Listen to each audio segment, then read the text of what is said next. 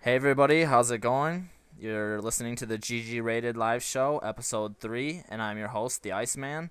And again, I'm joined with our awesome co-hosts, EGIdrA and Yo, Sebastian. How you guys doing? Hello. hello.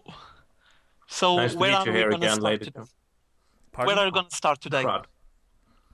Um, First news topic I guess we can go over is StarCraft 2 now approved in China. Yeah. Do you want to start Um, off with this, EGIdrA? yeah, I can. Just some short news about the China's Ministry of Culture to approve the game.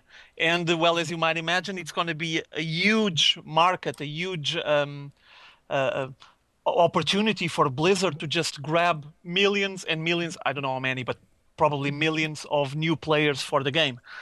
Also, as you guys know, Chinese players, especially in Warcraft 3, but also some of them in Brood War, they were really good. So allowing the game to actually be there on the continent and just everyone can play it freely might bring us some really huge pro gamers to the scene.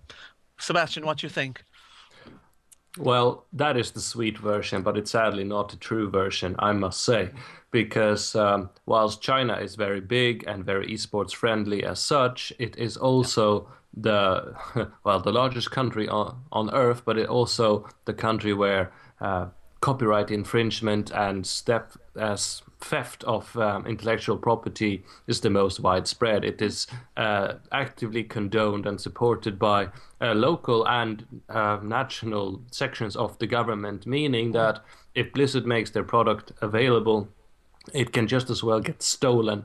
And the millions you talk about, they could end up in very Chinese pockets and not benefit Blizzard much at all, which is why they Possibly, yeah. I Yeah. mean, the Xbox and the PlayStations that are sold there, that they usually don't benefit Microsoft or Sony at all because China has the infrastructure to produce everything. They just don't pirate copy CDs. They can pirate copy cars, infrastructure, anything. Yeah. It's not even theft at that level. It's just adaptations. So if Blizzard is getting into the Chinese market, they can get more than they bargained for, which is why they've been very careful about it. Maybe, yeah. It's not as easy or as profitable as it may sound. Yeah. I, Excellent I point. recall I recall what happened with WoW, with World of Warcraft. Do you remember that took ages for like the last expansion to actually get into China, and they had like a version made by some Chinese company really similar, and they just played that version in China, and that was it. Do you guys remember any of that? So just I'm trying to go towards what Sebastian was commenting just now. There is that risk, yeah, but I'm not sure how far will StarCraft 2 be able to go based on the fact that, as you might imagine, the ones that will want to take the game a bit more serious, like being pro gamers or at least play on a competitive level, and they want to face against the foreigners, they might need the Blizzard servers to actually get them on the ladder or at least try to play them on international competitions. So, yeah, makes sense what Sebastian is commenting just now, was what he was just saying, but I still have high hopes for it to be big there. Yes, totally. It Definitely. would be great. Yeah. That Hopefully we can Um, see even more Warcraft 3 players showing up then. yeah, I mean, there's already some of them, and even a couple went to Korea, as you guys know. Yep. It's a big, huge country. They do have some really good Chinese pro gamers, and we might see more of them coming to StarCraft too.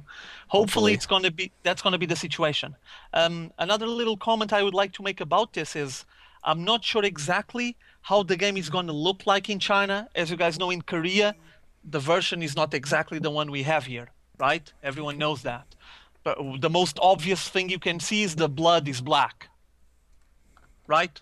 You guys Yeah, I already noticed suppose. that. Hmm. So we might have something like that on the Chinese version. I do recall from I was commenting on WoW, World of Warcraft, completely different subject, obviously, but I recall them censoring a lot of units and NPCs and mobs and just making them look different, like a more soft core version, if I can Hmm. call it that. So might happen something like that on StarCraft 2. As long as the game is playable, I'm more than happy for it. I mean, I never had any issue with the Korean version, and the Korean version does have that all that black blood instead of the red blood. So yeah, Yeah. Hopefully it will just promote uh, more intense esports gaming coming out of China, more players showing up that we haven't heard about. So we'll be looking forward to that. Okay, And, next one. Thanks for providing a nice segue into our next topic. Speaking of Yeah, let's go. servers, Yeah. a bit of news. Blizzard has announced that the Heart of the Swarm will have a separate ladder for the online. Wow. Yeah. Did you guys read this? Yes. I did. Sebastian, go ahead. What's your thoughts on this, gentlemen? Well, and make a huge pause there to send Iceman here a secret message. Heart of the Swarm will apparently have a separate ladder, and Dustin Browder revealed this not too very long ago at all, which is a bit of a surprise. But it seems as though effectively this will put a very clear separation between current Wings of Liberty, StarCraft 2 players, and those who choose to upgrade. And I mean, I'm sure there are many benefits for doing this, because there will be separate games. Obviously, you could never compete fairly against one another, but it will also be an extremely strong incentive for people to purchase Heart of the Swarm, because that ladder will get all the love and all the limelight, and people will be more or less forced, with very inverted commas, to dish out another $50 to buy Heart of the Swarm, which some people will moan about. I don't think it's that much of a fuss, but once Heart of the Swarm comes out, it will be clear that this is the new cool thing you need to have if you want to be where all the cool people's at. Over to you, Roger. Well, if I could squeeze a question in there real quick for Sebastian. Yeah, go. How do you think this is going to split up the pro gaming scene? Are we going to see everybody jump right away and transition, or are you going to see some people left behind, or what's your opinion here?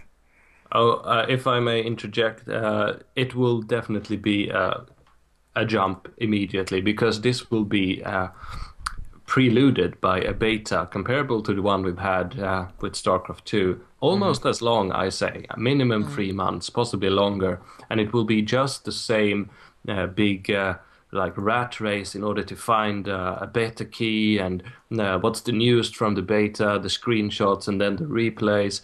And before that, it will be a closed alpha, and that will be almost mythical, like the Old Testament, Moses kind of mythical.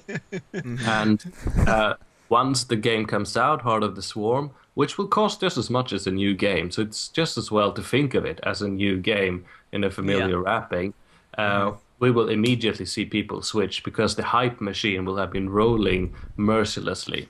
So yeah, once Heart of the Swarm is out, Wings of Liberty as we know it, that's just gone, man.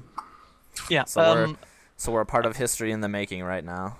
We are. Probably. But I would like to at least share a concern that I have there. Please. New game comes up, Heart of the Swarm, new units, bunch of new stuff, and all of a sudden, all the patches, all the fixing, all the balancing, back to zero, square one, here we go again. Million threads about the issue, the new unit that wasn't supposed to do this, the new bug, and well, you actually never get anything properly fixed. And that is a concern and a worry that I have. Go ahead. I'm glad you brought this up, because this is actually the reason I had offered up this question in the first place. Seeing as how we're already having so many issues online, let's say, with people being opinionated about imbalance or patches, units that need modifications to stats. I mean, this seems like a bit of a problem on the horizon. If we're going to get a whole new expansion, new units, it's going to seem like we're starting this process all over again. Well, you know what I'm saying? For me, at the moment, is only a concern. It's just something that I've been thinking about. It doesn't mean it's going to happen. But I do know that obviously there will be several things they're going to iron out based on the previous experience that they had on StarCraft 2. But, I mean, bringing new units and new maps, obviously there will be new stuff to even out and to balance. And here we go again.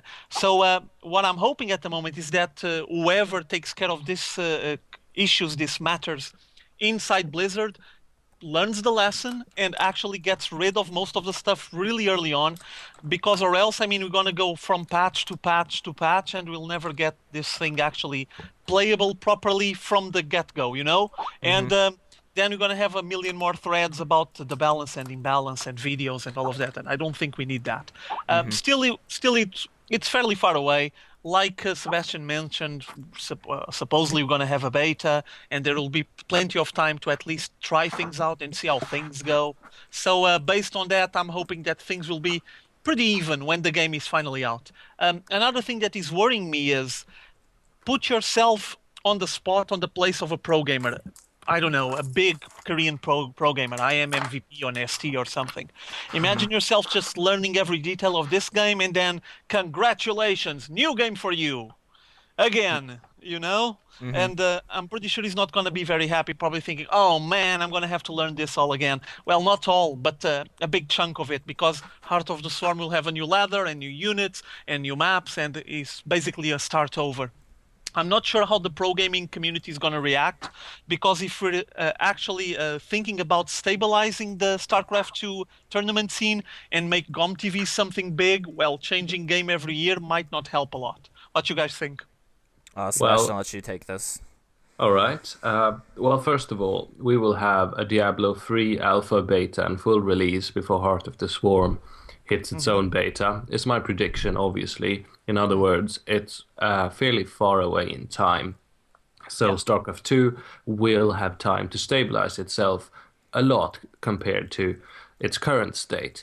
However, what you say is a completely valid point, because Blizzard has very clearly intended to mess things up continuously at least 3 times with their expansions. So they do not want StarCraft 2 to become the extremely refined precision art that Brood War was. Because after, was it 99, Brood War came out, the expansion set, they did not touch it ever again. So they did patches, but no new units or anything. So that allowed gamers to perfect Brood War as it was. Blizzard don't want that, because they want to make more money by releasing new titles. And they want to include a randomness. I mean, soon the slate will be almost clean again. I am MVP might fall to some new kid on the block who can figure out how to use the new Zerg units any unit in Heart of the Swarm. And the sort of history will be rewritten more often. Blizzard wants that, so that's how it's going to be. It won't be Brood War for another 10 years, because there will be too many new expansions coming out. Yeah, okay. Well, let's just move on to the next subject, or you guys have anything else to say about it? Sorry, I went a bit Gandalf there, didn't I? You're fine. No, you're fine, It's all good. All right, let's move on to ahead. our next topic. The TSL Open number 14 took place this past weekend. And we had some surprising people make it to the final. Some good matches from some lesser-known players, and some good matches from some well-known players as well. So, what you think about? Shall we show the brackets right now, or only after all the VODs and the clips and all of that? No, I'm actually putting the bracket up right now. Go for it. All right. Can you see it just fine? Let me look in full screen. Well, yeah, it's a bit blurry, but not really. Needed to be the definition need to be a lot higher than that, to be honest. I guess I'm gonna follow it on the. But then we can't just take a screenshot. Well, I think we can. The problem is that then on the stream it doesn't show with the exact definition you have on the screenshot. It lowers it because of the bitrate, and I think that's the issue. I'm not sure if. Go ahead. It was a low quality screenshot to begin with, but we'll just deal with it, I guess. Yeah, let's just start with the matches. I know that you arranged all of this, Iceman, so I think I should just pass the ball on to you and start rolling the little clips. And just tell me when you get to Morrow versus Beastie Cutie, because I want to watch that one in detail. All right. Let's see. Which one do you want first? I don't know. Check it on the brackets. Follow an order. I'll go Morrow versus Beastie Cutie. That's the one you wanted first? Yeah, would be fun. All right, let's start with game 1, I guess. Okay, so on one of the early rounds, well, not the earliest, but like on the round of 32, you had a face-off between Morrow and Beastie Cutie, which was a fairly interesting matchup. Had some nice matches. I really enjoyed the last one. We're still not actually there. As you guys can see, I need to thank Kaldor, the German caster, because he was following all the matches. And I was onto him, trying to follow the matches he was going on to. And well, this footage is taken from his stream. I need to thank him, obviously, for providing this. We just have some informational value for us. It's just a short clip from the ending of each of the matches. As you can see here on the first match, huge split there going on for Beastie Cutie, and Moro just tramples him with a million Zerglings.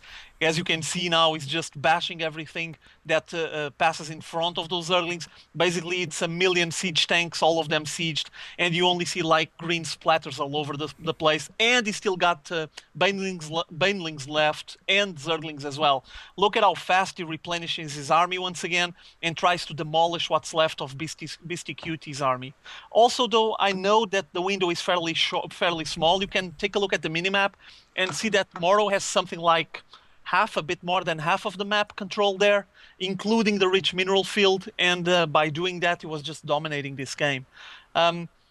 Beastie Cutie is just stabilizing his game there. He keeps standing in the middle, but he's quite static. His army has a lot of siege tanks. The Thors are fairly slow as well. And then he has a small group of Marines leading the charge. And look at the amount of green balls there. All of them just smashing the mech units from Beastie Cutie. And continuously just putting him down until the moment he says, oh man, I give up. I'm just completely exhausted.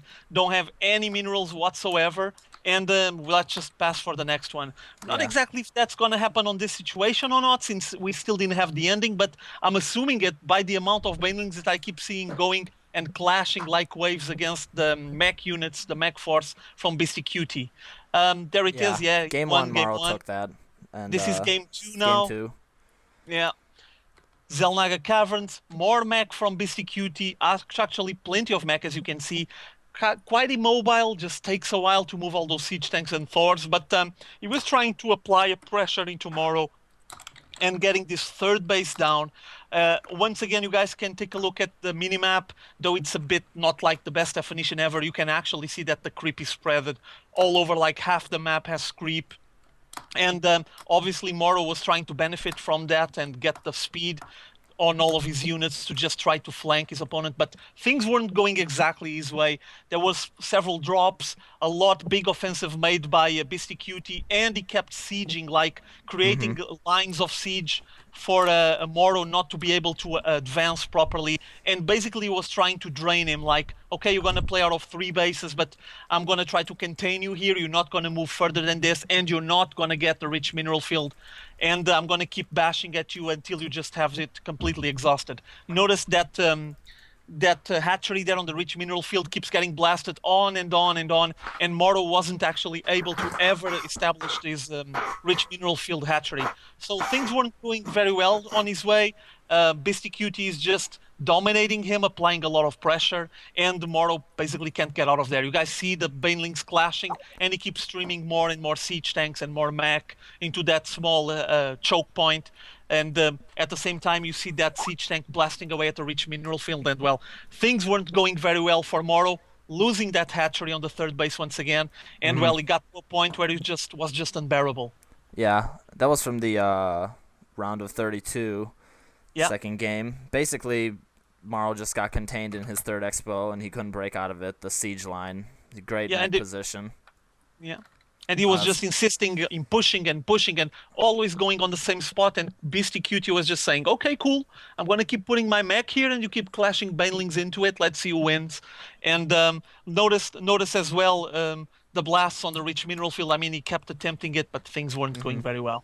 All right, let's take a look at game 3. Yeah. You're such a good commentator, Roger. Just want to say it. Well, I try to speak as much as possible and follow the play-by-play. I'm not very insightful on the strategy. Okay, now on this match... This was an awesome match. Yeah, I love this one. Basically, Beastie Cutie was preparing his strategy to make an all-in. Okay, and you're going to see that pretty soon. Incoming, 1 million SCVs, a bunch of Marines. He had a bunch of racks pumping Marines, and he said, okay, I'm going to flush the guy. He just sends all the SCVs ahead, trying to be used as cannon fodder just to get blasted away while his DPS units destroy the important buildings and the aggressive units from Moro, and as you can see, he's just doing fine. A nice surround there with the workers from Moro, but wasn't enough. And he just destroys this base, the natural expo, and then he skips the hatchery. I'm not even sure if he's gonna get back and put it down. Apparently he will. Gonna go and get it down first. And then he's gonna go straight to that main base, and basically there's not much for Moro to do here. He doesn't have a proper defense, and he just made a Baneling's nest.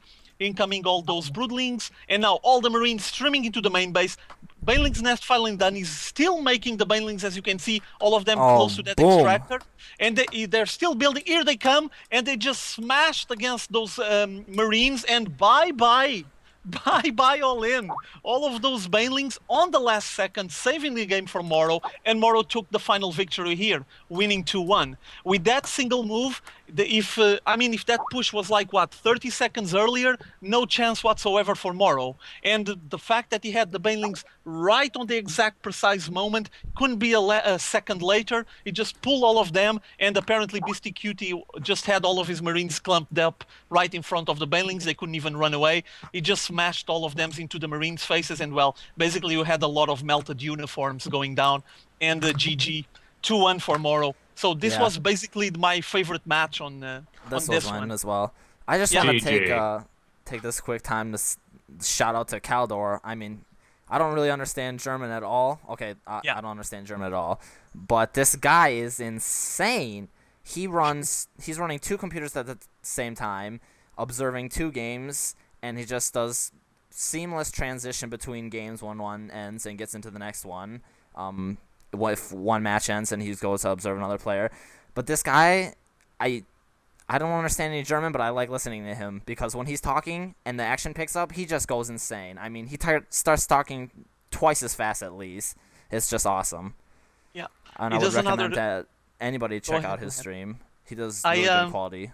I would like just to add another comment. A thing that I found interesting on him is that basically he's trying to be a one-man band, and like he was just mentioning, like Iceman was just mentioning, he has 2 PCs, one on the left and one on the right, and what he does is he has 2 different StarCraft 2 accounts, and to avoid having the less downtime possible, what he does is he asks invite on one account and gets himself into one of the best out of 3 on one match. And meanwhile, he gets on the other account and grabs another match. And then he picks one. Okay, I'm going to go on this one. If by any chance that best out of 3 ends before the other one, and if the other one is still going, instead of you having downtime with him saying, okay, I'm waiting for it to finish, I need an invite. No, he just skips to the other PC, passes the stream into that one. Okay, now we're going to go on this game. You see him keep moving left and right?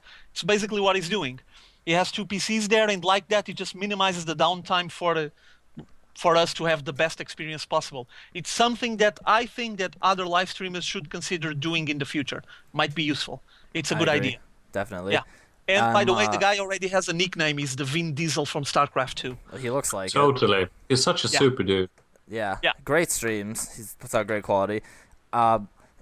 If we want to, we can hear a little bit of the sample of him going crazy when these Banelings blow up at the end. I'm gonna mute myself. Well, you don't have to. I can just change the audio source. But go. Once we get there, go. I'll put it on now, I guess. All right.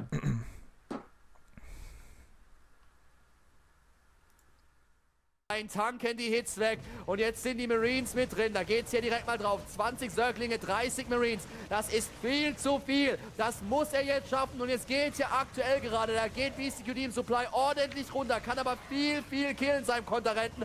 Das sieht hier eigentlich nach dem GG aus. Also die Echse, die wir jetzt hier fallen. Wir haben momentan 28 Marines gegen 4 Linge. Das sind 22 neue Linge. Sind ja gerade im Bau. Da geht es erstmal auf die Expansion. Jetzt kommen hier die Linge raus. Wird einer nach dem anderen sofort gekillt. Die kommen per Waypoint direkt in die Arme der Bio. Die gehen hier alle sofort down. Die haben überhaupt keine Chance. Jetzt geht die Hatch down. Da kickt er gerade mal kurz die Broodlinge, die hier mit drin sind. Zieht sich nach oben in die Base von Moro. Da sind die Bane. Das Baneling-Nest ist da. Und er muss diese Banes kicken. Er muss irgendwie diese Banes kicken. Wenn er die jetzt kriegt, wenn er die Banelinge irgendwie rauskriegt, dann ist das Ding over. Die Banelinge!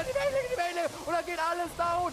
BCQT verliert das Game. Er splittet seine Bio nicht richtig. Moro wehrt das Ding tatsächlich ab. Er wehrt das Teil tatsächlich ab. As you guys can see, that was pretty awesome. Pretty awesome. As long as you guys could hear that. Hopefully you could.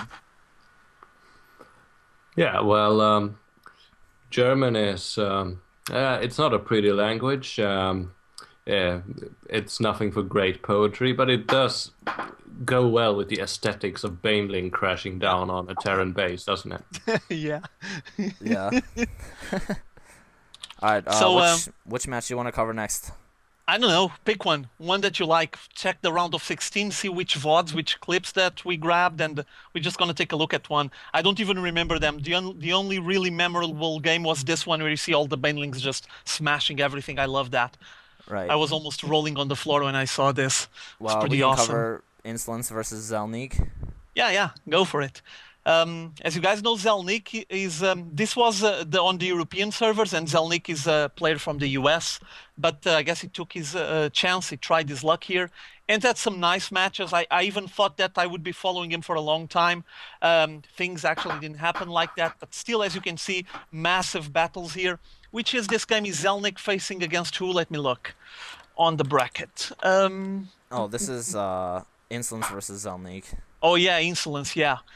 Insolence is German, if I'm not mistaken. Yep. And he's been around for a long time. I remember casting games from him back on the beta with him facing against TLO and stuff. As you can see, he was crushing here all over Zelnik. Just went for that Natural Expo and smashed him with that big, I'm not sure if I can call it death ball, but with two Colossi there just melting away everything. I mean, it Close isn't enough very to a far death from ball. being... Yeah, look at the amount of Stalkers that he has under the Colossi legs.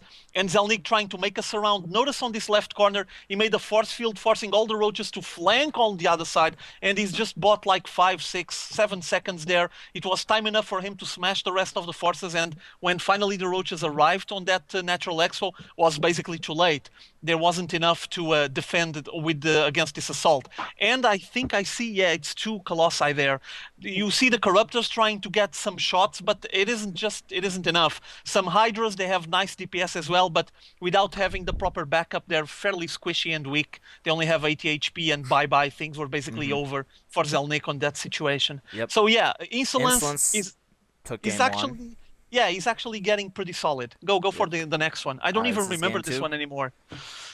No, this was the round of 32 again. Yeah. Next one. Here we go. Xelnaga Caverns. 1,000,000 sentries from what I can see. Incoming. Shield. Yeah, and the 1,000,000 zealots backing them up. So yeah, cool. This Looks was a nice Sentry Zealot push. Yeah, and he's Pretty just slicing and dicing everything on that expo. Notice as well, once again, Insolence just playing with the force fields, force fielding the ramps. You see the amount of units that he had there, getting get ready to come down the ramp, and he keeps force fielding it and saying, I'm gonna smash you. And he just leaves all the units there just stuck, while he just keeps slicing and dicing that hatchery on the Natural Expo. So yeah, pretty cool. Well played by Insolence. A bit disappointed, to be honest. I really would like to see Zelnik going forward. I mean, the guy was taking his time, playing, I assume, from the US, I'm not sure, but still trying his luck on the TSL, and things didn't went as expected for him, I guess, and Insolence just passed that one. All right, let's what's cover next? Marl versus Insolence. This is the winners of what we previously talked about. Here's game 1. Yeah, just the matchup between these two. Here we go. Metalopolis. Once again, notice how much Morrow cares about his creep spread. You guys can take a look at the minimap. I mean, it's not like very well defined, but you can see the amount of purple there, and it's all the way up into his opponent's bases. A big trade-off here. Phoenix is containing the DPS, trying to hold some of those Hydralisks in the air, making sure that he doesn't get all the DPS output that he wants. But still, there's plenty of units here. Corruptors trying to finish off what's left of those Phoenixes. And now notice the amount of Hydralisks shooting down all the buildings on the Natural Expo. He's even trying to keep his units on the back while he gets some reinforcements, but I mean, it's going to be too late. He's getting his Expo completely smashed.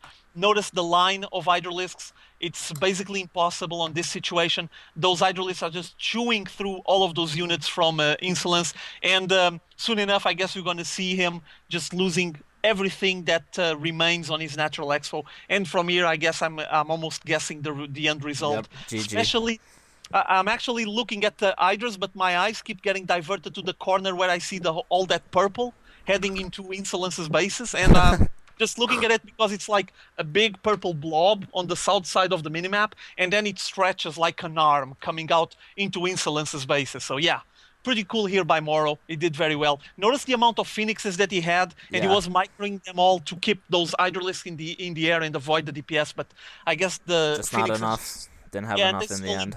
they slowly kept getting shot down and got to a point where he didn't have enough to even hold the DPS. He's just, as you can see, retreating, and that's basically it. Yeah. Let's go for the next match. All right, game 2 incoming here. Maro versus Insolence, game 2. Let me take a look. Let's see if I can see anything here on the stream. Incoming. Where is this? Lost Temple? Yeah. Yep. Nice standoff here on that choke point. And then Moro just decides, I'm not going to go on the choke point. I can't even get a proper line there for my roaches, so I'm just going to smash his rich mineral field. And we talk about that choke point later on. Let him come to me and try to get as much of a line as possible. Force field play, trying to avoid those roaches to get a proper concave. He doesn't have many hydralisks there. Has basically most roaches. Yeah, there they are, heading into that small ball, and I don't think there's enough here, especially with the Corruptors backing up the ground units and shooting down the Colossus. Second one incoming, and he just GG's out of the match. Look at the amount of Corruptors that just came from the left side. If you notice, he's just trying to assault here, and then in the final bit, you see a stream of Corruptors coming from the left side, backing up what was remaining of the forces, and well, basically, Insolence didn't have much to do here. This snipe was really nice. Insolence was actually trying to bait him, just saying, come on, come into my natural expo. I'm going to get you on that choke point, and your roaches will be stuffed there. They won't be able to stretch themselves as expected. But he decided to go for the snipe, and was good. He just forced Insolence to come into him. And as you can see, he has a lot more room on that area. You see the amount of Corruptors there on the left side now, and they just come to back up. And well, there was a single Colossi wouldn't do the work. So bye-bye Insolence. Moro takes the lead and passes on this one as well. Yep. And I believe that covers it for the top of the bracket. We see Maro advancing. We can start at the bottom here. Here's Kiwi Kaki versus TT1, game 1. Yeah. Kiwi is a really nice guy. I enjoy watching him play, but I don't know. Sometimes he might be missing a bit of consistency. As you can see, PvP it's also a bit random, so things aren't easy. But still, I don't recall the result of this one, to be honest. I'm just watching the video, and it just... TT1 takes this series 2-0 on Kiwi Kaki. Yeah, as you can see, there's a nice face-off here. The units on the left are the ones from TT1. They're just advancing into the main base of oh my god, that just of Kiwi Kaki, I just blocked.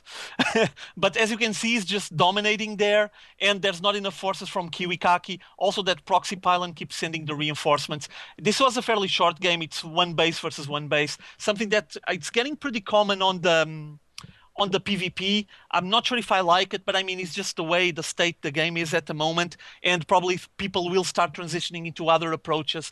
I'm still waiting to see a lot of airplay because, well, Protoss got some benefits on the last patch, and would like to see them using more of airplay, but I guess for now that's not the case. And still on this situation, you see TT1 just taking his opponent.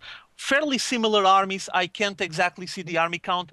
I see some Immortals backing up with some blasts from TT1, and Kiwi Kaki bringing an Immortal now, and he's already pulling his workers, so things don't look very well for him, look kind of grim, and he actually lost his game 1-0.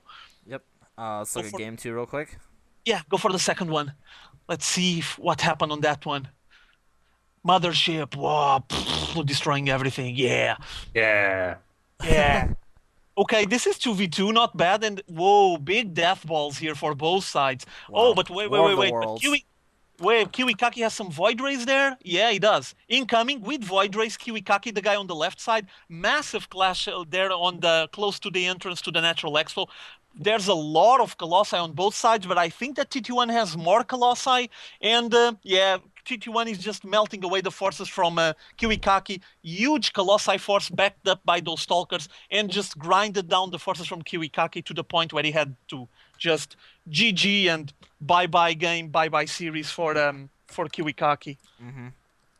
And then eventually we have TT1 facing Cytoplasm. He wins 2-1. Then TT1 faces Night End in another PvP. We actually don't have videos for these, I don't believe. Yeah.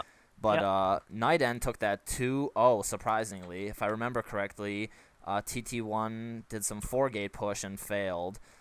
But we can skip to the finals here. Morrow versus Night End, which is a great series. It was a best of 5, and it went all 5 matches. Night End was down 2-1, and then squeezed out 2 very convincing wins at the end. And I believe we have the final game here. Let me put it up. Yeah, go for it. Go, Cast go. it. Come on. I want to see you casting it. Come on. Just make a short comment on it, a brief one. I think I only got VODs from the last match, wasn't it? Yeah, It was Morrow versus Night End here. Here we have Blink, Archons, Immortals, Templars. Come on, Storm, Storm, Night End Storm. coming in here with Blink Stalkers, plenty of High Templars, Archons coming in here just doing short work of these units with storms everywhere. Squishy Hydras. Oh, and Blink. Emily This was an Brood. amazing series. I remember this now. He had a That's lot a of Brood Lords, Warcry. but they just got grinded down really fast. Yeah, he got evaporated by those storms.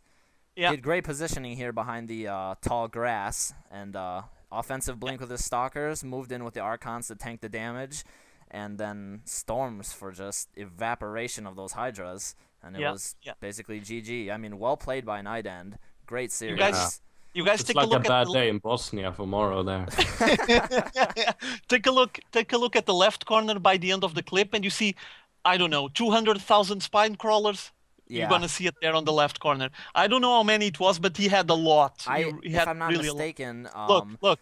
Morrow had the whole left side, and he lost his main and his natural, and then he was packing tons of minerals, and he just spine crawlered off the entrance to his base down there, but Night End, excuse me, just sat back and masked up and then moved in at the right time. And you know what Morrow had to do? He had to do. Oh yeah. Awesome.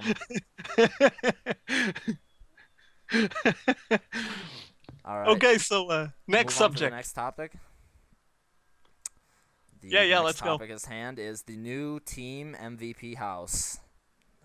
Sebastian, did you hear about this? I missed the news. I've only briefly read up on the nice preview document that you guys sent me. So this is indeed news to me, and somewhat confusing since you could. Well, MVP for me is I am MVP. The Neo Flash, if you will. And now someone comes and steals his name out of lack of imagination. What's up with that? Yeah, it is a bit awkward. I agree. But looking at the players, I mean, there are a few names that I remember, but none that strikes me with awe. I mean, like Guinea Pig, Violet, if that's the Brood War player, Violet. Wait, Sebastian, wait a little bit, because from what I can see on the stream, I think that Iceman is streaming the footage from the ST, the StarTale house, and basically the idea was to compare it a bit with the house from MVP. I saw it. I noticed at least a couple of differences. Not sure which one the Iceman want to start with, so let him just organize the VODs. Oh yeah, sorry. I thought we were gonna compare that. Why don't you compare it for us first, Roger? Yeah. We can just take a look. The videos up. Go for the StarTale, the videos, and we show the photos from the MVP house in the end. It's fine. Okay. Go for it. Roll it. I have the video. I feel stupid now. No. Sorry.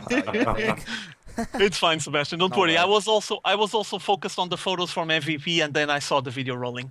Sorry. Okay, the video is struggling a lot. It has like a lot of stops. Oh really? Yeah, looks like kind of a slideshow. Not sure if the quality is. I can just put the pictures up then if we want. Yeah, you can go for the pictures, and I'll just comment it on it because the StarTale. Oh, it looks fine. Okay, so it's on my end. Yeah. I'm gonna leave it. Red Walls is just saying that it's fine, so it's just my internet freaking out, I guess. Yeah. Probably. Okay, well basically, if you guys want to comment on the StarTale and the MVP houses, while I get this stuff. Sebastian, take a look at the house. Make some I'm comments. looking. I'll add some stuff when the MVP photos are on, okay? All right, well, here we see a bunch of super nerds doing what they do best, being completely antisocial beings in that good, sexy way that we all come to admire. And it seems quite roomy as well, and fairly neat for being, well, said group of people. Here we see someone playing Zerg, I believe. Yeah, you're This gonna is complete. see. Oh, Do, a Sebastian, patio. do you see the guy on the corner? A guy a bit chubbier than the other ones. Do you see him? Yes, I think I Do did. you know who he is? No. It's July Zerg, but in the morning with his hair all up, like Oh. really, really just, oh, go away, leave me alone. Well, I guess I never seen July in such an irksome manner, so I guess I didn't want to see it that way. But I suppose he's a person too, at least in the mornings. Okay. They seem to live in quite roomy, nice circumstances here. I like it. Yeah. Now, especially for Korea, space is at a premium, so these are pretty nice size houses. I would like to make a comment. You guys notice that you actually don't see any beds like with the frame. The bed is basically wrapped up, and they're gonna just place them on the floor, and they kind of sleep on the floor. Did you notice that? Yeah. When he goes through the rooms, it's basically stuff all bent and just a bunch of sheets on the corner. And I guess that they just, when night comes, they just unfold all of that and get the beds for each of them. It's not like they have girlfriends coming over. Yeah, true. But still, I want to show you and make a comparison with the photos. There we are. July Zerg.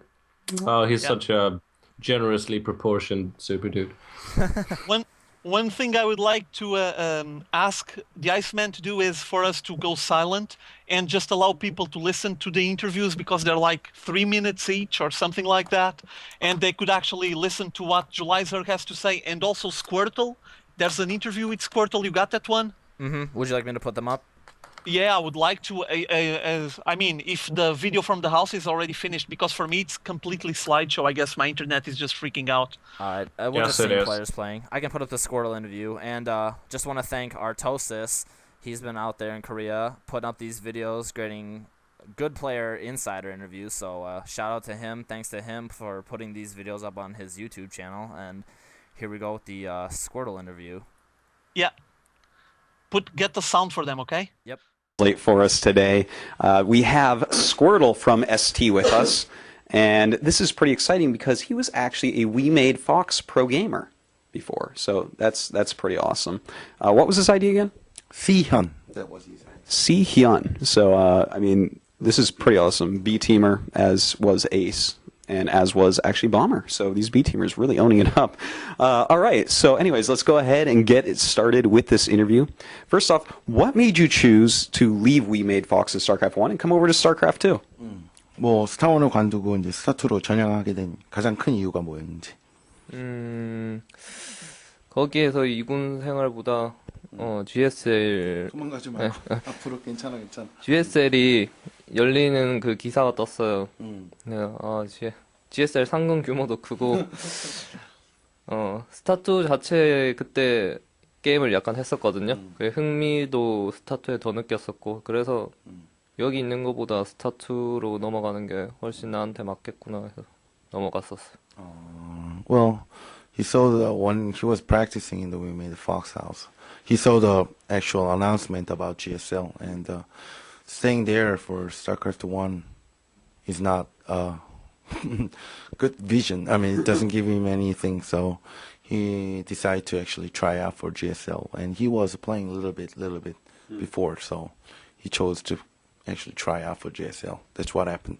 Oh, all right, pretty cool. You know, now you are so good at StarCraft 2. You're definitely, in my opinion, one of the best players in the world. A lot of people have been echoing that. But yet you're still in Code A. How do you feel about that, and where do you rank yourself among Protosses and players overall in the world? 자기가 생각했을 때는 너가 정말 토스 중에서 최강이라고 생각을 한데, 괜히 뭐 얘가 해설을 하니까 정말 잘하는 것 같다고 생각을 하는데, 지금 코드 A에 있잖아. 근데 너가 생각했을 때 너의 수준급은 어느 정도 레벨인 것 같아? 거만한 게 아니야. 그냥 너 생각했을 때 난 이 정도쯤은 할 수 있는데 그런 네 자신감이지. 제 자신감으로는 네. 태양이 같아. 제 자신감으로는 한 코드 S 뭐 4강 이상 갈 자신은 있는데 일단은 제가 전에 실력이 모자라서 코드 A에 있는 거니까 예, 이번에 계속 치고 올라가려고요. Finds himself as a semi-final code S player, but right now he's thinking that maybe he's not good enough. That's why he's in code A. So he's gonna do more and probably make himself up to highest level as he can possibly go. Yeah, I think this guy has championships in his future, to be honest with you. I mean, he should not be feeling like that. All right.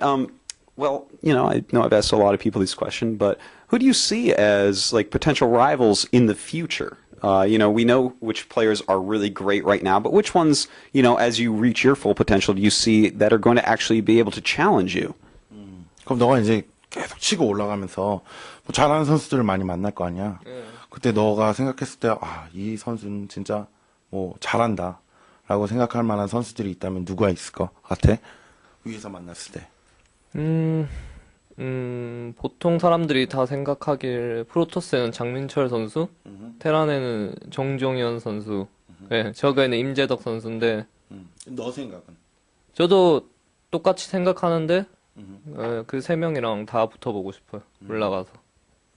Well, just like everyone says, Jang Min-chul for Protoss and OGSMC. Yeah, OGSMC and also Nasty for Zerg and MVP for Terran, He also thinks like that, but he really wants to actually play them up on a high level. Well, speaking of that, I mean, you just played MVP in probably the best Protoss vs. Terran I have ever seen in StarCraft 2. I heard that a lot of top players were actually expecting you to beat MVP in that match. And, I mean, you did, and in a spectacular fashion. Again, one of the best games ever. How do you feel about that? I mean, you've taken out the most recent champion, someone that looks invincible. 그건 종현이는 한번 이겼잖아. 최근에, 근데 그 사람들이 기대를 애초부터 했었대. 그리고 자기가 봤을 때도 그 게임이 정말 올해 최고의 게임일 정도로 정말 재밌었다고 그러더라고. 근데 그거 뭐 이렇게 정종현 선수랑 붙어봐서 이겼을 때인데 그에 대한 너의 기분이 어땠는데? 그때 기분이요? 기분이랑 뭐 how he feels about it? Yeah, I mean, he just said he wants to be able to play with them on the top level, but he's already shown, that he can. That was a very stressful match. He was the last player for his team. 뭐 올라가서 너가 붙어보고 싶다고 그랬는데 일단 어쨌든 간에 붙었는데 너가 이겼잖아. 그래서 그런 기분이 어땠는지. 종현이 형이 최근 코드 S 개인 리그 그거 제뉴얼이 우승한 상태였잖아요. 그래서 일단 스타2에서 최강이라고 불리고 있었는데 팀 리그라도 제가 그런 종현이 형을 한 판 이겼다는 게 기분 그땐 되게 좋았고요. 마지막 경기도 이겼으면 좋았을 텐데 좋았어요. 그 딱 이겼을 때. Well, it felt good, because it was right after he won the GSL, so it was good, made it feel him really good and stuff. But it was pretty sad if he actually had won the last game. It would have been better. Well, yeah. I mean, that beating two champions in a row would be pretty good, I would say. Speaking of that last game, I mean, that must have been a heart-wrenching game for him. He's down in the natural base, and Nesty had to actually bring his drones out to fight. Can you tell us a little bit about what went on that game and how it ended up the way it did? 막판에 임재덕 선수랑 경기했었나? 네. 그때 어떻게 그렇게 하다 결과가 나온 것 같아? 본인 생각에는 무슨 잘못이 했던 거? 제가 저그전에서 그 빌드를 많이 쓰거든요. 근데 멀티를 보면 저그들이 드론을 많이 째요. 그렇지.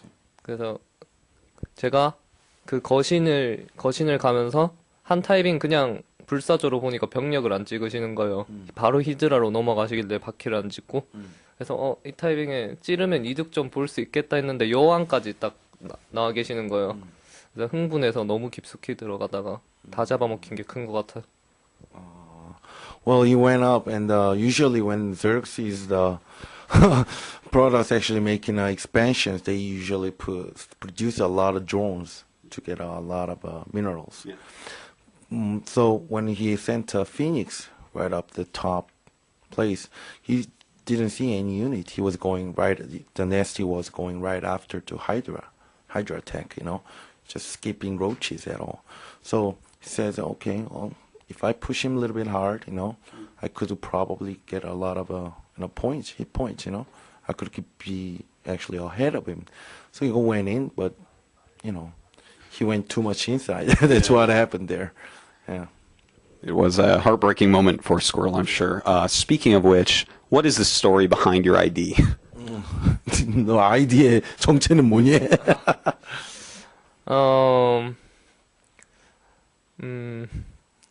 저희 팀에 도현이 형. 도현이 형이, 그러니까, 전부 그때 당시에 저희 팀이 전부 이제 아이디를 새로 지어야 되는 상황이었어요. 그래서 전부 모여서 막 장난식으로 얘기를 하는데, 도현이 형이 갑자기 저보고, 그러니까 생각을 하다가, 저보고 갑자기 거북이를 닮았대요. 약간 인상이 말하는 것도 느리고, 말하는 것도 느릿느릿하고, 그냥 그랬는데, 그냥 거북이라고 짓는 거보다, 도현이 형이 갑자기 꼬북이 이러길래, 그냥 저도 괜찮다, 그냥, 싶어서. 도현이가 원래 아이디를 뭐 썼지? 스타원 때? 사일런트 컨트롤. You know that? Silent control? Yeah. Well, they were gathered up together, all the players. 자꾸 도망가지 말고, 안 물어. When they were gathered up and they were discussing about making a new IDs for the team, StarTale. And he speaks slow and he acts slow, so the silent control guy told him, you act like a turtle, so why don't you write a turtle for your ID? It's like, oh, it's okay. So he changed a little bit. I mean, in Korean, turtle means 거북이, but he made a little bit cutie, putting like 2 G's. 거북이. That's how it happened. Well, that is cute, and he's been backing to his shell during this entire interview, so I figured that might have something to do with it. Well, we got one final question for you. What do you feel about the overall balance of StarCraft 2 right now? All right. And we're back. Wait, he's still talking. Wait a bit. Well, we're back anyways. I turned the video off. Oh my god. My Okay, god, so we just had a scare just now. As you can my tell, we're all mic- professionals. My mic went absolutely haywire, so thank God we had that video playing. But I guess we should start getting into our next topic. which is the Wait. MVP house. Iceman, wait a little bit, please. I'm not sure if the volume is correct. You guys all hearing us just fine? Yeah? All good? I think it's fine. Should be. Yeah, just making sure, or else people won't be able to hear one of us. It's kind of strange. Yeah, it's Alright, good. alright. It's good. All right, so let's Let's move on move to our on. next topic. Okay, go I'll for start it. putting up the MVP pictures.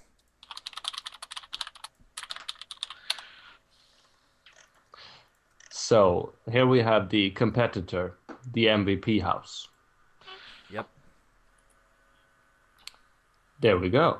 And it is remarkably similar, though in a U shape rather than 2 rows along one table.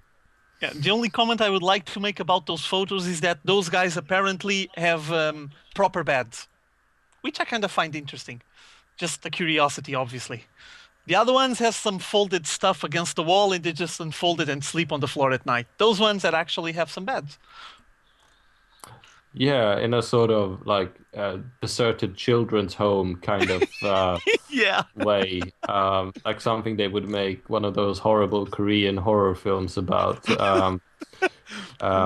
like Dark Rain. Have you ever seen that one? Avoid did, it if you go on a date. But other than that, it seems quite cozy if all you do is play games with other guys all day long, in which case you'd probably be very good at that. And they have at least 2 rice boiler cooker thingies. That's nice. I wish I had one. So that's my insightful comments. Over to either one of you. Yeah, well, basically this team is a fairly recent team, quite new. It has some names, some well-recognized names from the Korean scene there. I'm just taking a look at the list currently. You can see that Next Genius is now a member of MVP. He's probably the most well-known guy there, but they also have Guinea Pig. Do you guys remember Guinea Pig playing on the GSL? Yes. Yeah, he's also Guinea pig there. Build, the feared And- air build. And they also have the guy, he's still not very well known. The last time I talked with him on Chef's stream, that guy called Dong Raigu. He was the first guy to get to 4,000 points on the Korean ladder, and he got recruited for MVP. He's quite a solid player from what I saw on the streams, but I mean, he's still like B-teamer. He's not even trying Code A yet, so I guess we're going to have to wait a bit longer. Also, they have a couple of guys that were from the former Team Wera, and then a bunch of people that, well, to be honest, I don't recognize them. From that, I recognize Keeping, which was Keeping Wera, and Phoenix, which was Phoenix Wera. And then Genius, Guinea Pig, and that Dong Raigu guy that hopefully he's going to be a powerhouse in the future. For now, it's just a project and a work in progress. We might be hearing more of him soon enough, hopefully. Okay, so let's go for the next one. All right.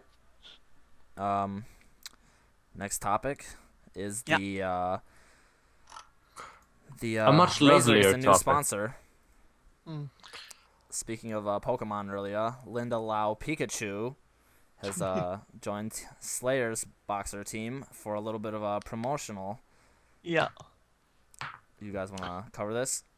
Yeah, it's simple. Just as far as I know, Linda Pikachu, she's going to be something like a face to sell the product. You know, she's not getting recruited or contracted in such a way that she's going to be a pro gamer and play on the side by the side of Slayer's Boxer. That's not the purpose of it. I think it's more of Slayer's Boxer to promote the product, and the Team Slayers is going to be sponsored by Razer. And obviously that will be making a lot of head spin thinking, oh my God, Slayers uses that mouse, that keyboard, I'm going to buy it as well. And Linda Pikachu, she's fairly well known. She's already been in TV. She's kind of like a VIP, or at least a fairly well-known star in Asia. And she's going to kind of like promote the product and be like a public relations for Razer. And the association with Slayers and Slayer's Boxer ends there. That's it. They're promoting a product, and I'm pretty sure they're going to be well paid to do that. Yes, indeed. And of course, Linda Pikachu here, she is known as the Queen of Protoss in Taiwan. I believe that's referring to Sen, which is the king of Zerg. Yeah. So they're the king and queen. She is clearly a very good player. I've seen like a couple of games of her because she competed in, I forget its proper name, but it was an ESL female league. Yeah, was a female that's cup. What she won. Yes, exactly. In December, I think. And obviously, she hasn't been too vibrant on the Western scene, but she's definitely kicking ass over in Asia, especially outside of Korea. And as Roger pointed out, this is a pure marketing endeavor.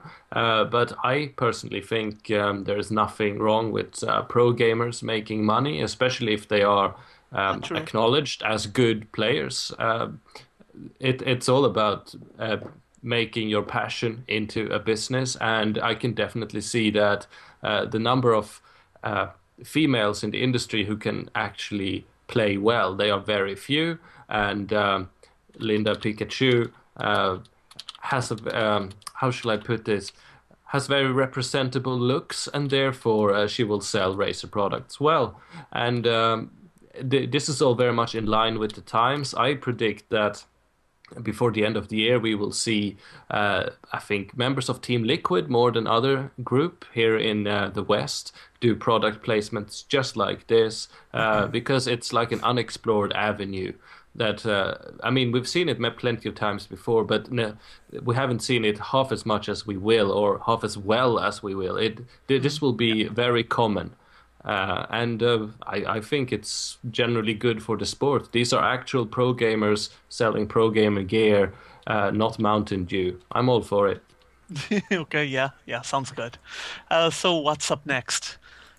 Another topic of female flair, isn't it? Because maybe that was a bit of an awkward segue. We are going to talk about the GSL next, I believe, and then we must mention the fact that there's a new addition to the casting crew that's been receiving a lot of undeserved flack, I think, from the community because of her alleged thick accent and whatnot, though I believe much of the reason is that she is a girl, and I think she's much better than what she's being credited for. over to you guys. Why don't you guys discuss this a little bit? Yeah. Yeah, it's fine. Well, for me, I think that people should cut her some slack, at least now on the early stages. She just sat herself on that seat on side of Tasteless today. She did her work. I'm pretty sure she was quite nervous. I also noticed that she was trying to go slower than usual, at least on what I recall watching and listening on her commentaries that she did before going there for Korea and try her luck on the GSL. And to be honest, I don't have many issues with her for now. It's fine. I can listen to her just fine. I think people are just going way too over aggressive on her. Just we can do something very simple. I mean, it's just let her do this season. Let's get to the end of the season and see how good she gets. Because she's obviously a work in progress. She will be evolving on the following weeks. And with a bit of luck, by the end of this season, she might be really tuned up and a nice caster. Keep in mind that I don't have any issue with accents as long as I can understand what she's on about. And I do understand what she's on about. Makes sense, though she sometimes uses some how can I call it, different words, like she doesn't actually use the technical words, the ones that are used to identify the units in the game. For example, the race cars to identify the Hellions was something that surprised me today. But it's something that I can overcome as long as she keeps evolving on the following weeks. Sebastian. Absolutely. She is not a native speaker.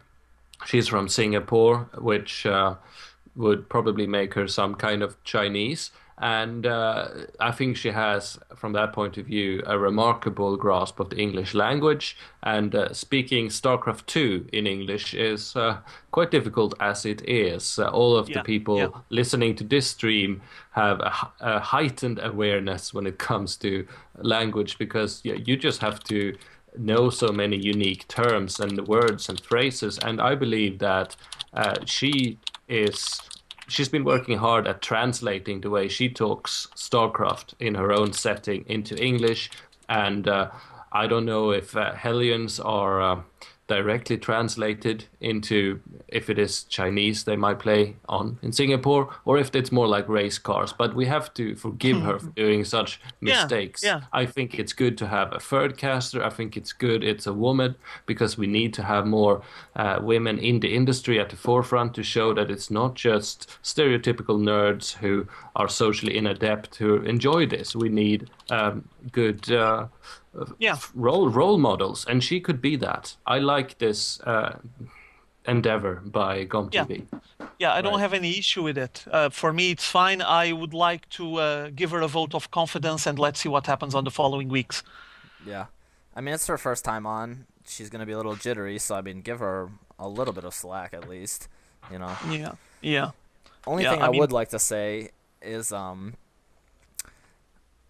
I think she'd be better matched up with Artosis, because she's a little bit more of a play-by-play style commentator, and same with Tasteless, whereas Artosis offers the strategy, the deep insight to builds, plenty of technical knowledge, so I think she'll complement Artosis well. But Artosis was sick, as most people might know, but just got to deal with it for now, and I think she did fine for her first day. A lot of people are just flaming her because she's a woman, of course, so take out some bent-out rage on that. Who knows? Yeah, I completely agree with you, Iceman. Artosis would be a better match for her. Right. Possible. Quite possible, yeah.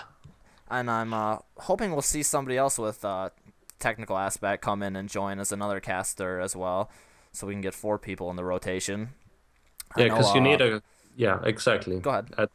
No, I just wanted to concur with you that Tasteless is usually the color commentator, the one who adds the enigma, the flair, and the craziness, the splash effect. And Artosis is the calm, collected super brain.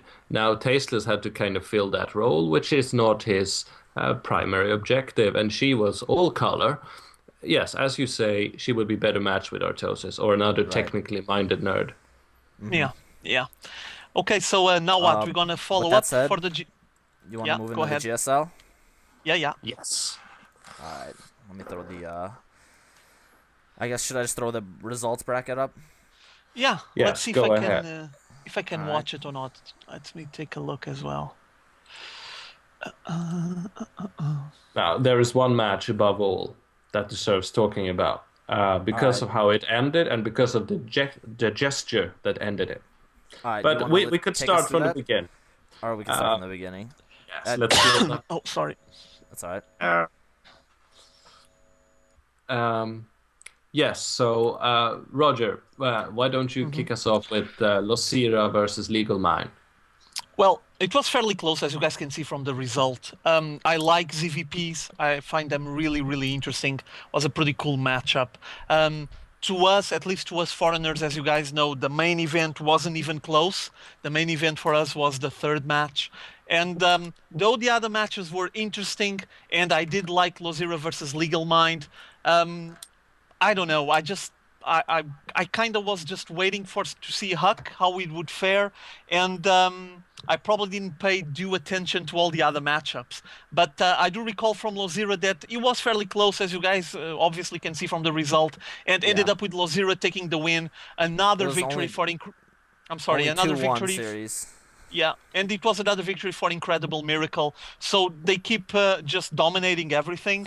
And I'm not sure how far he will be able to go here on Code A, but based on the fact that he belongs to a team that I'm pretty sure he has some huge partners to practice, we might be hearing more of him in the future.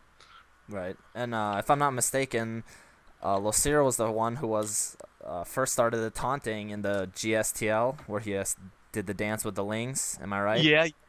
Yeah. So and that was beautiful. Yeah, hopefully we'll see a little bit more of that as he gets deeper in Code A. We'll see more of that in general, I believe. He started a trend that was so pleasing to the audience that we will see more of that for the better of the game, I believe. Mm-hmm. Yeah, well, on the second game, as you guys can see, was pretty clear. August, who's now is StarTale August, but he was August Wera, is quite a solid Terran player, and he just dominated over Loner. Loner is the Chinese player that has been struggling a lot, as you guys know. He already showed up on some rounds. Yeah, he already showed up on Code A and round of 64 before this seasons of the GSL, still in 2010. But he always struggled a lot, and he actually can't just evolve into being a finer, a more refined player. And well, obviously he keeps having some issues, and that just results in more and more defeats when he meets the big boys. And on this case, he met against August Wera, and August Wera owned them literally, just dominated StarTale him. August. Yeah. Well, he is StarTale August. He was August Wera. I'm sorry, I'm just former so used Wera to clan. I'm so used to see him as August Wera that I just go automatically for that name. Yeah, and then third match. This the is third match, yes. Most important one. Well, indeed it is. It's a bit biased, but... Yeah, well, go, Sebastian, go. Okay, well, I am a huge fan of the little Brotos, known as Huck Norris, the Hucker shipper, the anything that you can use the word Huck in, really. He is, of course, the Canadian pro gamer, member of Liquid, that I had the pleasure of meeting in person at DreamHack in November 2010, and who got very drunk and needed to be escorted home by TLO and his girlfriend. But it was nevertheless a joy. And so I'm naturally very biased towards him. And now you see a game at Teldarim Alter. I think that was game 1, and it was a really good game. It really showcased the map, I believe, in how it creates so many interesting situations. And there we have that Archon. And now we see Huck after winning game 2, and I believe something very interesting is coming up. Yeah. It's gonna be next. It's gonna be next, Sebastian. Yeah. This is the ending of the game 1, and then we have a VOD from the final bit from game 3. I would just like to comment on game 2 a little bit real quick. Absolutely. Game 1, Huck, I was a little bit worried in the beginning. It's a new map, larger map, so I'm not sure. This is one of the new GSL Stormer maps, and I'm not sure how much practice Huck had in this, but in the beginning, Curious was able to squeeze in a couple of lings into his base, and I was worried, oh no, is this going to just fall apart? Is this just going to snowball out of control? Yeah. Luckily, Huck kept cool. He dealt with it, and he just macroed. I mean, the gameplay was back and forth the whole game, but completely different story in Game 2, where Huck just did a 3-gate into a expansion as natural. And as we all know, Huck is remarkable with his force fields and sentry play, and today's He's like a game, surgeon. Yeah, today's was nothing short of just surgical. The way he trapped roaches and did just a straight sentry zealot push, backed up with a little bit of stalkers from a proxy pylon, and it was just amazing. Notice there on the screen how heavy he's on the sentry play. Look at the amount of sentries he has there. Yeah. You can see the And the amount of force the little fields. blue balls. Yeah. Loads of them. Keeps force fielding everything and shields up and all of that, and keeps just splitting the Zerg army. So quite a nice play here by Huck. He was solid, had good game decision there. He knew what he was doing. It wasn't the most epic matchup ever, but at least a good sign, a good start for him on Code A. A good win. And the second victory he took at Metalopolis was very convincing, in my opinion. And after that victory, that led us to a little bit of some fun from Huck. If you can check the picture window. Huck with the little stop talking celebration, the na here. What's Look at him. guys' thoughts Look on at this? him. No way. He's a troublemaker. Now, of course, this is the kind of flair that I very much appreciate. The kind of trash talk, the kind of stuff that adds sparks between players. We've seen it in the GSL a lot previously, and now finally, when a foreign guy does it, because they're considered underdogs, it's always more fun. And obviously, I'm rooting for Liquid. I'm rooting for Huck. We want to see the GSL become a global international event, and we want it to be a fun event. And this is fun. And I believe, Roger, that you can pass on some insight on what EGIdRA thought of all of this. It's been the talk of the town ever since it happened. Yeah, well, I didn't follow it, but apparently EGIdRA was making some comments on another stream. I think it was on In Control stream. Basically what they were doing, though I wasn't there, you guys feel free to correct me, but what I read was that they were kind of restreaming it and making some comments over it, saying this is wrong, this is bad, this is good.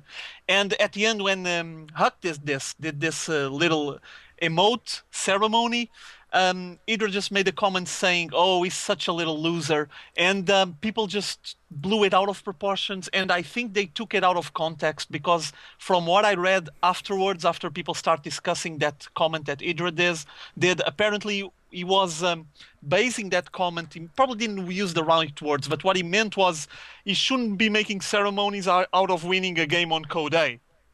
I mean, it's not a big deal. Ceremonies is when you do something huge, some epic matchups, or you face off against some of the top players in Korea. So basically what EGIdRA was saying is that he just went too fast. He needs to keep all of this stuff for himself until the right moment. And, well, maybe the words weren't the best. I mean, he said, oh, he's such a little loser, and maybe it wasn't supposed to be like that. Maybe he should be a bit more diplomatic about it. Maybe it was supposed to be like that. We don't know. Yeah. Another thing I would like to add up is that, and once again, I'm going to keep referring that I wasn't following it on In Control stream, but basically they were making some comments about Huck play, and also about Kelly. Some of them were nice, others, well, not that positive. But just life goes on. It's not a big deal. And the big comment that came out of there was this comment from EGIdRA towards Huck. And I don't know if we just start to see here a rivalry born, like something growing from here, and they're going to get up into being rivals on future matchups. I hope so. Would be cool. I remember just some show matches before ladder games between Huck and EGIdRA, and there was plenty of BM. Huck likes to talk smack. EGIdRA likes to talk smack. So, I mean, Clash of the Titans here was smack talking. So, Indeed. It's like American wrestling, but only in between games. Yeah, that matchup is going to be huge. The match is like, what, 1 hour from now or something like that? Oh, yeah, the Jinro versus EGIdRA show match. Clash of the 46 minutes. It's in 45 minutes, yeah. Yeah, that one is going to be... It's going to be huge. Obviously, there's going to be 1 million people watching it, and deserved. I think both players are really, really top-notch. Yeah, some free publicity here. Okay, so just to wrap this one last up... match you want to cover real quick? Yeah. Just TSL Revival was a big surprise. It was kind of a newcomer. People didn't recognize the name and didn't knew the guy. And I already seen Xenex Butterfly Effect playing before. He is now in Team Xenex, but I recall even seeing him play, watching him play on one of the first GSLs as just Butterfly Effect. He didn't even had a clan or a team back then. But the surprise was Revival. He just dominated both matches. Got rid of Butterfly Effect really quickly, and people were just looking at him and saying, "Whoa, this is a solid Zerg. Maybe we're going to hear more of him in the future." And based on his playstyle and what he did against next Butterfly Effect, we might have here a potential player to get at least to the up and down matches and try to face off some of the lower skilled, so to speak, not really, but the unlucky Code S players that got on the lower brackets and end up going on to the up and down matches. It was really strong, really solid, at least on this matchup here. He definitely played very powerful. Game 2, where Butterfly Effect went straight mech. TSL just continued his macro play and teched up. Eventually got Broodlords supported with Mutas, and he just crunched through all of Butterfly Effect's mechanical units. So, I mean, strong player, great play so far. Hopefully we'll see him go far and do well. TSL has a very, very good team. So, see more action out of him. Yeah. And Pardon? Sebastian, you want to add up anything? About these matches? Well, Yeah. I thought it was a good start. As I said, I liked Kelly's performance. I'm not saying it was perfect. I'm saying there's room for potential. I liked the games I saw. The only series I watched with my full focus was Curious versus Huck, but I like GSL March. I love the new maps. Terminus, Teldarin, Crevasse, and even Crossfire. I'm warming up to it. It's just looking to be a better event than ever. And tomorrow we'll see Hey Pro and Rhett play as well. And no, what can I say other than that this is so worth $10, and I'm not getting paid to say it. I say it from the bottom of my nerd heart. And it's just a thrill to have GSL with us again. And Roger, I don't mean this as any offense to you and the noble craft that you and other YouTube casters are doing, but the GSL has raised the standards for what we as serious StarCraft watching geeks want and desire.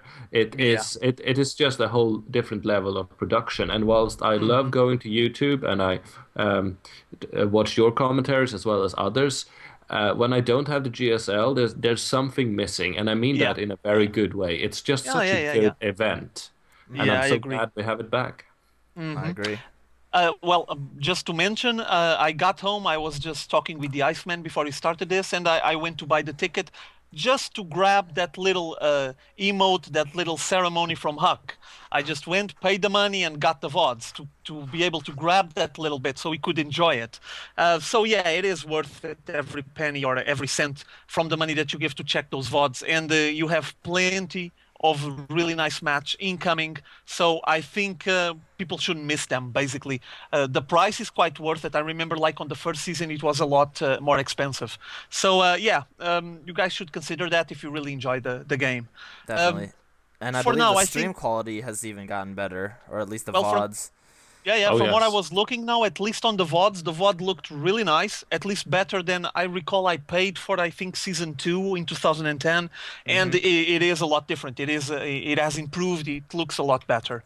And one last thing I'd like to mention before we wrap this up, because Sebastian was mentioning the new maps, there is as well an interview with the guys that made the maps. They're both from Team Prime, and they mentioned that they're going to be paid by GOMTV for those maps and probably for more maps in the future. So profitable negotiation there, and might be something that more people will consider going for in the future if it's going to be paid at the top level. We might be seeing more map creators, and it's something that we had from Brood War and might be spreading now for StarCraft 2. That's great news. Indeed. I'd just like to put it out there, guys, before we round up today. What do you think about what will happen in 38 minutes and 53 seconds over at nasl.tv. Iceman, And go. I believe it's broadcasting on G4 as well. Yeah, what's gonna happen is this. At least this is the announcement. They're gonna cast it in G4, isn't it? G4 Yeah. TV. G4 Okay. TV. And in the end of the event, there's gonna be an announcement by In Control. That's going to be the moment where he's going to present, at least we're assuming that, we're expecting that, to present his new project, which eventually will be the NASL TV. So what I think is going to happen is you're not going to see any NASL TV until the event is over, and things will just be streamed fine, like a normal matchup. And then in the end, they'll just gonna try to present the new project from In Control, and from there, probably, I don't know, maybe even today or maybe tomorrow, NASL TV is gonna start spamming all their stuff all around the wide web, and to all of us StarCraft 2 fans, awesome. As long as it's good, I'm ready for it. Yep. Before we wrap this up, gentlemen, what are your predictions for the match, Clash of the Titans, GGRated versus EGIdrA? Predictions. Start with you, GGRated. Sebastian. Well, GGRated will take it. I'm not saying that simply because he's Swedish and he, unlike EGIdrA, has agreed to be interviewed by me on my channel. I'm saying it because he is the better player right now. They are comparable in skill, even though, of course, GGRated has proven statistically that he is better, for whatever that is worth. But because GGRated is of cool mind and of a clean conscience, something that EGIdrA is not. And EGIdrA will need to win. He needs to prove that he did not return from Korea in shame. He needs to prove that he still got it. And yes, that might give him an edge in a way, but it will make him not cool-headed. He will be very anxious to prove his worth, whereas GGRated will be calm and collected. GGRated will take it 4-2. 4-2? All right. Yeah, What about you, EGIdrA? I'm thinking about 4-2 as well for GGRated. Though I'm not sure, I know that EGIdrA is really solid. He knows what he's doing. There's a couple of details I would like to keep in mind. Like, I don't know exactly where they're playing, from where they're playing physically. Is EGIdrA still in Korea? Is he already in the US? In which server is going to be played? Are we going to have a lot of whining about lag? Something that might happen, might occur. But I think he's solid. He's good enough to stand against GGRated. I just think that currently, on this exact moment, GGRated is more of a solid player, and he's just, I don't know, he feels comfortable, he feels confident, he's been doing good on the GSLs, and I think he has what it takes to do a 4-2 result against EGIdrA. Though, if I see things going on EGIdRA's way, it's fine, no issues for me. He's a solid player as well. Is it standard Blizzard map pool, or is there going to be the new GSL maps in there? Good question. I don't know. Let me look. Don't know, but that would Go change. ahead, Sebastian. I would think they have the old map pool, but that's just my hunch. Otherwise, Yeah, it would probably possible. play in GGRaTed's favor, because he will have practiced the new ones more. I'm not sure exactly. Was just trying to take a look, but I can't find the thread at the moment. It's just peer pressure, because I need to find it now. I can't take a look at it. Still, I would like to see the new maps, obviously, but I'm not sure if that's going to be the case. Would be cool, but I guess I'm just going to wait and see, since I cannot find the thread currently. So, okay. Guess I'm going to just leave it as it is and don't drag it more. Well, I guess I'll give my prediction. I think I'm going to have to go with EGIdrA on this one. I'll say 4-3. Controversial. Yeah. 4-3 to EGIdrA. Yeah. Really close. Yeah, I'm going to say it's close. I don't think this is going to be a blowout it out, especially since it's best of 7. So we're going to see plenty of chances for each player to make comebacks here if one gets a little bit out of control in one game. This is something with more than just money on the line, obviously. This is pride. We remember from GSL, EGIdrA matched up against GGRated, where EGIdrA lost. And I think since then, he might have been focused on practicing about this. So, I mean, I think he's going to have a better chance than some people are giving him. Even though I would say that GGRated is a better player at the moment. I think EGIdrA is going to take this 4-3. Okay, We shall see. Sorry to interrupt, just latest news. Maps, Zelnaga Caverns, Crossfire SE, Shakura's Plateau, Terminus RE, Lost Temple, Kravas, and Metalopolis. So 3 new maps. Okay.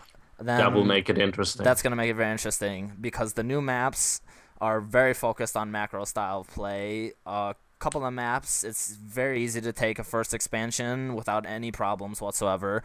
So we can see Hatch First coming from EGIdrA, and I think that's going to suit his style of play, the macro style of play here.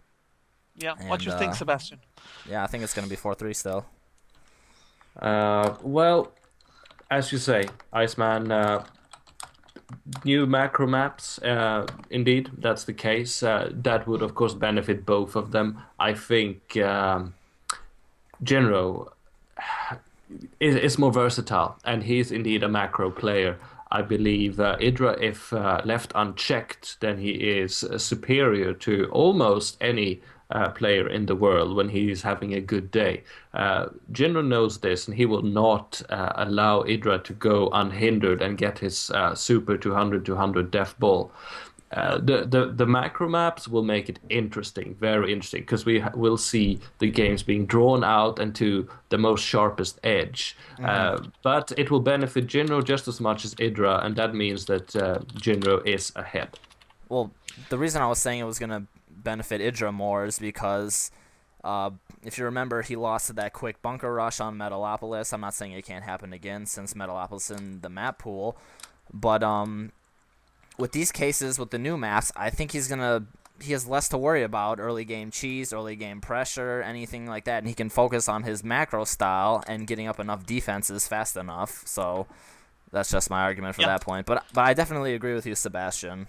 So I'm very excited to watch this. My friend's going to be coming over. We're going to have some popcorn and watch this game. Sweet. So ready to go. Let's wrap ready this to up wrap and this sit up? down. Yep. Yeah.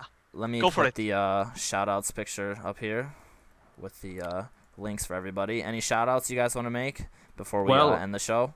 I just got a private message from a viewer who wanted to get confirmed where he could watch this being streamed. We mentioned it earlier, but can we say once again, just for the sake, for everybody? Go ahead, Sebastian. Go ahead. Yeah, go. GLHF TV, wasn't that the one? Or did I misunderstand it? I believe it's going to be nasl.tv. Yes, of course. But and G4 TV will also be streaming it. G4 TV was the one I was referring to. But NASL TV, which currently stands at 30 minutes and 54 seconds, that's where it's at as well. So nasl.tv, could it be the North American Starleague? We'll see in half an hour. Hopefully so. My fingers are definitely crossed. Yeah, it would be pretty cool. Can I send just one shout out? Yeah. Go for it. Well, the guys from GG Button took their time to send all the way across the Atlantic a button for me, so I need to thank them with a GG! That's all I want. Thank you. Awesome. And any final shout outs for you, Sebastian? Yes, I'd like to make a shout out to my friend Johan, who's been watching this, even though I think it's the hockey that's on TV, that which he loves so much. He's watching it with the mute on in order to enjoy our stream, and I believe he's been logged in on 6 computers to boost it all, which is nice of him. So shout out to you, Johan. Man. Props for Other that. than that, I'm good. Thank you so much for making this happen once again. Yep. Thanks, guys. As you can see on the screen, check us out at GGRated.net. Our Twitter is GGRated.